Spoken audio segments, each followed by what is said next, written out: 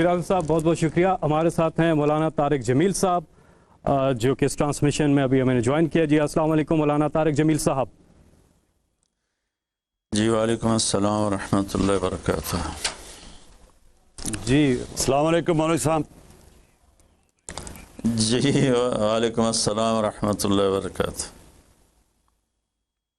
मौलाना साहब, पूरी कौम जी। देख रही है ये ट्रांसमिशन और पूरी दुनिया में, और सब इंतज़ार कर रहे हैं कि सब इकट्ठे होके मैंने भी साथ, 1 घंटा देखी है। जी जी, सब इकट्ठे होके, मुत्तहद होके, यकजा होके, एक साथ मिल के अल्लाह के हुजूर दुआ करें।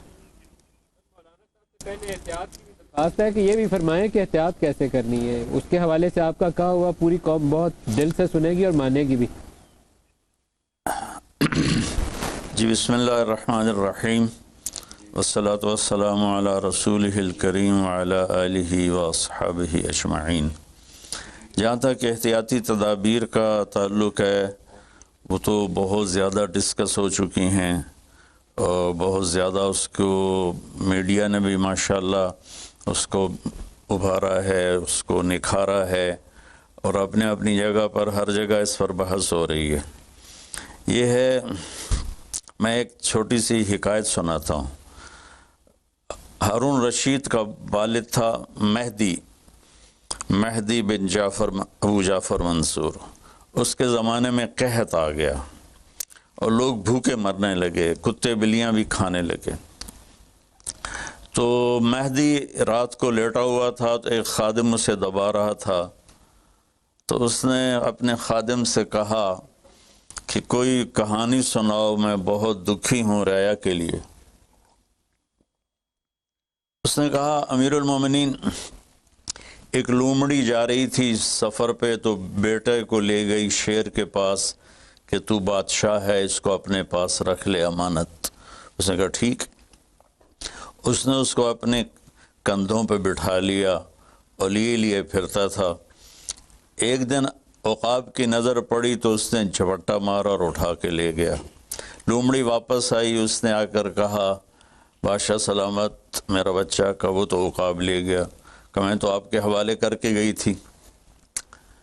तो शेर ने कहा, मेरी बहन, अगर वो ज़मीन की जंगल की आफत होती तो मैं लड़ के दिखाता, वो आसमान की आफत थी, उससे कौन लड़ सकता है।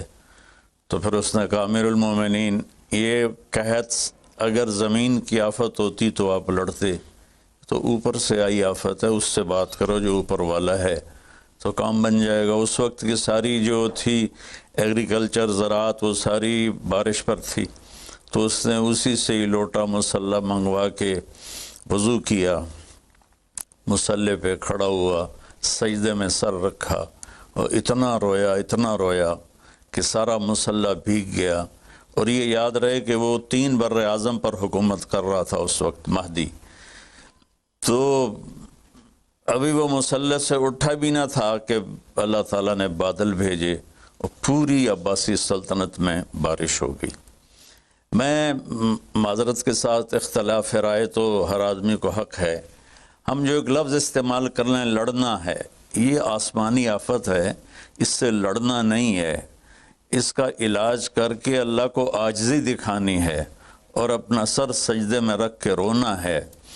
इससे हम लड़ नहीं सकते। इस लफ्ज़ को अपनी ज़बान से निकाल दें, चाहे दिल में उसके बारे में कोई तकब्बुर न हो, लेकिन ये लफ्ज़ अल्लाह को पसंद नहीं है कि मुझसे लड़ना चाहते हो।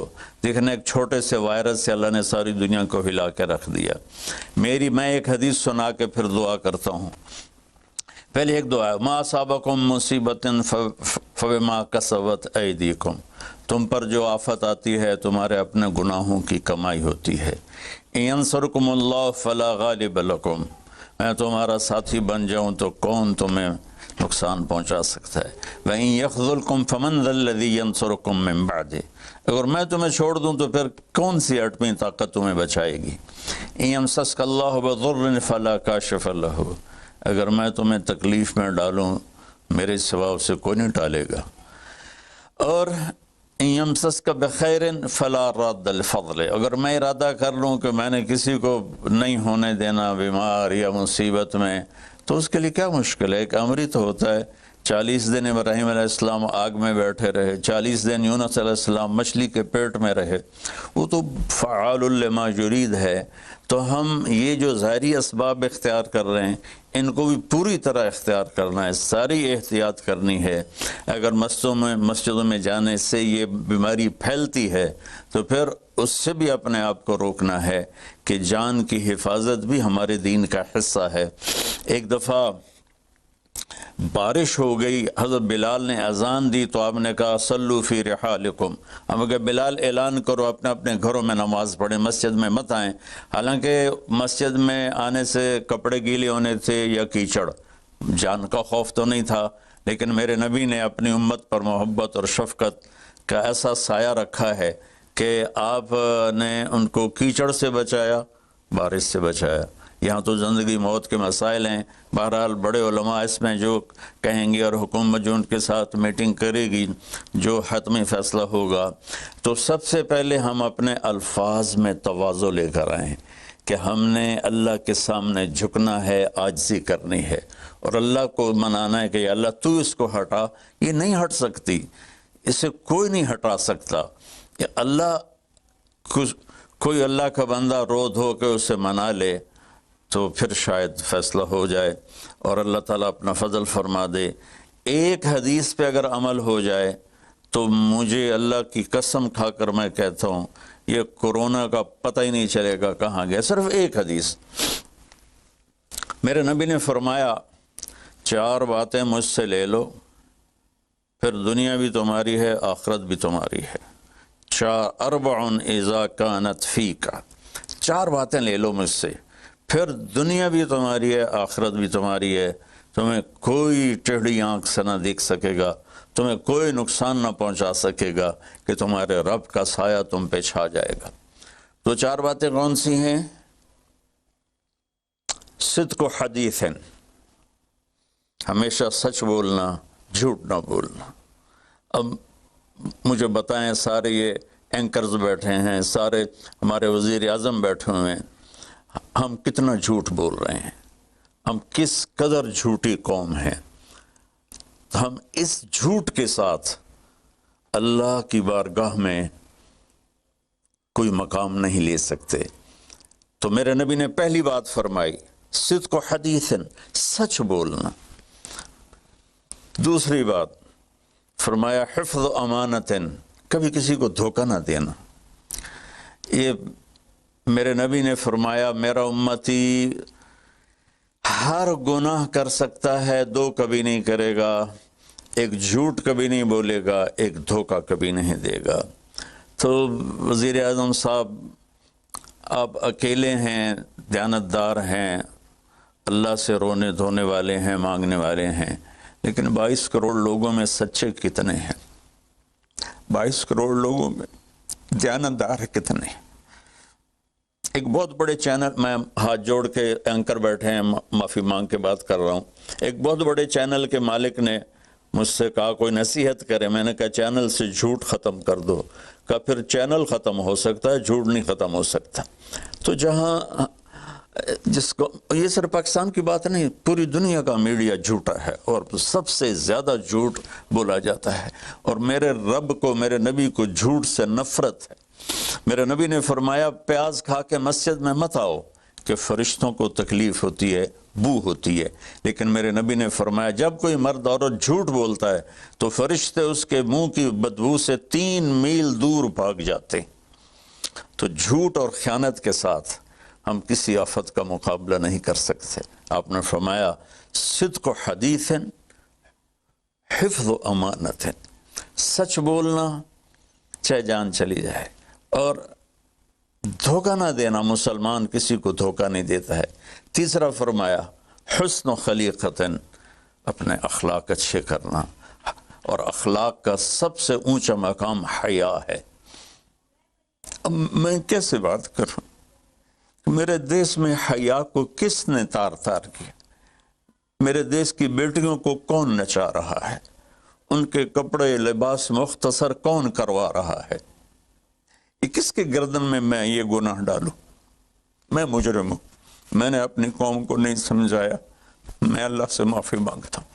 لیکن جب مسلمان کی بیٹی بے حیائی کی طرف چل پڑے اور نوجوان بے حیائی کی طرف چل پڑے تو اللہ کی رحمت، سب سے زیادہ عذاب قوم لوط پر آیا کہ وہ بے حیائی میں ساری باؤنڈریز کراس کر گئے تھے، تو اللہ تعالیٰ نے ان پر 5 عذاب بھیجے۔ 5، کسی قوم پہ 5 عذاب نہیں آئے، ایک ہی عذاب آتا تھا، ان پر 5 عذاب آئے۔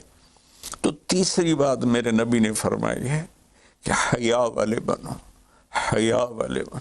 لیکن میری نسل ہے، مجھ سے خان صاحب نے بات کی تھی پہلی دفعہ کہ میں چاہتا ہوں کہ میری یوتھ اللہ کے نبی کے ساتھ جڑے، چونکہ جو ہمارے کالج ہیں، ہماری یونیورسٹیز ہیں، ہمارے خاص طور پر جو یہ پرائیویٹ سکولز ہیں، یہ امت کو، نوجوانوں کو اللہ رسول سے کاٹ رہے ہیں۔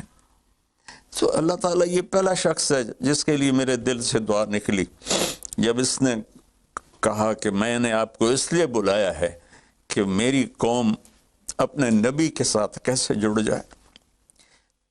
میں کیا بتاؤں، جب تک اس بے حیائی کو نہیں ہم روکتے، اور کوئی روک نہیں سکتا ہے، اندر سے نیت نہ ہو۔ سرنڈو ماڈل اسکول میں میں نے میٹرک کیا ہے، ہمارے ایک وارڈن، میں ہاسٹل میں رہتا تھا، وہ آ گیا، نمازی تھے، انہوں نے نماز کی سختی کر دی، ہم بے وضو جا کے کھڑے ہو کر نماز پڑھ لیتے تھے، بے وضو، کیونکہ ڈنڈا انسان کو انسان نہیں بناتا ہے جب تک انسان اپنے من میں ڈوب کر پا جا سراغ زندگی۔ تو اگر میرا نہیں بنتا نہ بن، اپنا تو بن۔ یہ تو اپنے اندر دل دریا سمندروں ڈوگے، کون دلاں دیاں جانے ہو، وچے بیڑے وچے جھیڑے وچے ونج مہانے ہو۔ میری قوم جھوٹ چھوڑ دے، میری قوم بددیانتی چھوڑ دے، میری قوم بے حیائی چھوڑ دے۔ وعفت فی تہمت، آخری بات میرے نبی نے کہا، اور رزق حلال کھاؤ، رزق حلال کھاؤ، رزق حلال جو صبح سے شام تک، من امسا کالن بعمل یدہ امسا مغفور لہ، جو صبح سے شام تک رزق حلال میں تھک جاتا ہے، اس دن کے سارے گناہ معاف ہو جاتے۔ تو میں وزیر اعظم صاحب سے اپیل کروں گا کہ پوری قوم سے جیسے ڈونیشن مانگا ہے، ایسی پوری قوم سے چلے۔ میں آپ کی طرف سے اپیل کرتا ہوں کہ کل یا آج رات رمضان کی آئے گی، ساری قوم 2 نفل پڑھے اپنے اپنے گھروں میں، اور ایک تسبیح لا الہ الا انت سبحانک انی کنت من الظالمین، جس کو یاد ہے پڑھ لے، جس کو نہیں یاد ہو استغفر اللہ کی ایک تسبیح پڑھ لے، اور پھر سب اللہ کے سامنے ہاتھ جوڑ کے معافی مانگ۔ اور اللہ تعالیٰ کہتا ہے ما من یوم الا والبحر یستاذن فی ان یغرق ابن آدم، روزانہ، یہ مسند احمد کی روایت، روزانہ سمندر کہتا ہے یا اللہ اجازت دے میں چڑھ جاؤں اور ان کو بہا دوں۔ والارض تستاذن فی ان تبتلعہ، زمین کہتی ہے اللہ مجھے اجازت دے میں ان بے حیاؤں کو نگل جاؤں، ان جھوٹوں کو، ان بدماشوں کو، اس مافیا کو میں نگل جاؤں۔ تو والملائکۃ تستاذن فی ان تعجلہ وتہلکہ، فرشتے اللہ سے کہتے ہیں یا اللہ تو ہمیں اجازت دے ہم ان کا صفایا کریں۔ میرا اللہ کہتا ہے دعو عبدی فانا اعلم بعبدی منکم، جاؤ جاؤ اپنا کام کرو، یہ میرا بندہ ہے اور میں جانوں میرا بندہ جانے۔ ان کان عبدکم فشانکم بہی، تمہارا بندہ ہے تو مار دو، ان کان عبدی فمنی ولی منی ولی عبدی، اگر میرا ہے تو میں انتظار کروں گا، میں انتظار کروں گا۔ پچھلی قوموں میں ایک طوائف نے کتے کو پانی پلایا تو اللہ نے اس کی بخشش کر دی، معاف، ہم تو مائل بکرم ہیں، کوئی سائل ہی نہیں، کوئی مانگنے والا تو ہو۔ ان 4 چیزوں نے ہماری ہر چیز بکھیر دی، توڑ دی۔ کسی بھی قوم کے لیے جھوٹ، بددیانتی، بے حیائی اور رزق حرام، یہ ان کو تباہ و برباد کر دیتا ہے۔ اور کوئی قوم سچائی، دیانتداری، پاک دامنی اور رزق حلال پر ہوگی تو اللہ کا سایہ ان پر چھا جائے گا، اور دنیا کی کوئی طاقت ان کی طرف آنکھ اٹھا کر نہیں دیکھ سکتی۔ ہم تو اجڑے چمن کے مالی ہیں، عمران خان کو اجڑا چمن ملا ہے، کہاں تک آباد کر سکے گا، اللہ اس کی مدد کرے۔ چمن کے تخت پر جس دم شہ گل کا تجمل تھا، ہزاروں بلبلیں تھی باغ میں، ایک شور تھا غل تھا، کھلی جب آنکھ نرگس سی، نہ تھا جز خار کچھ باقی، بتاتا باغ مارو رو، یہاں غنچہ یہاں گل تھا، یہاں غنچہ یہاں گل تھا۔ ابھی عمران صاحب نے یرموک کی اور قادسیہ کی بات کی، کتنے تھے؟ 30,000 تھے خالد ابن ولید کے کمانڈ میں، اور سامنے باہان جو تھا وہ 3 لاکھ کا لشکر لے کر آیا ہوا تھا، اور قادسیہ کے میدان میں بھی 30,000 صحابہ تھے، اور ادھر سے جو رستم تھا وہ 3 لاکھ کا لشکر لے کر آیا ہوا تھا، ان کے ساتھ اللہ تھا۔ ہم اللہ کو ساتھ لیں، سارے اسباب اختیار کریں۔ مالداروں سے کہتا ہوں، میں نے اپنا کلپ الگ ریکارڈ کرایا کہ اس سال ساری زکوٰۃ ان غریبوں میں تقسیم کریں۔ آپ تک تو ہر آدمی نہیں پہنچ سکے گا، اپنے اپنے علاقے میں جو مالدار لوگ ہیں وہ اپنی زکوٰۃ غریبوں میں ان میں تقسیم کریں، ان کے گھر جا کر دیں۔ کسی ایک کی دعا لگ گئی نا تو 7 نسلیں ہماری آباد ہو جائیں گی۔ تو بس میں معافی چاہتا ہوں، آپ نے مجھے کافی دیر بٹھایا تو میں نے بھی تھوڑا سا آپ کا ٹائم لے لیا، تو آپ درود شریف پڑھیں اور ہم اللہ کی بارگاہ میں دعا کرتے ہیں۔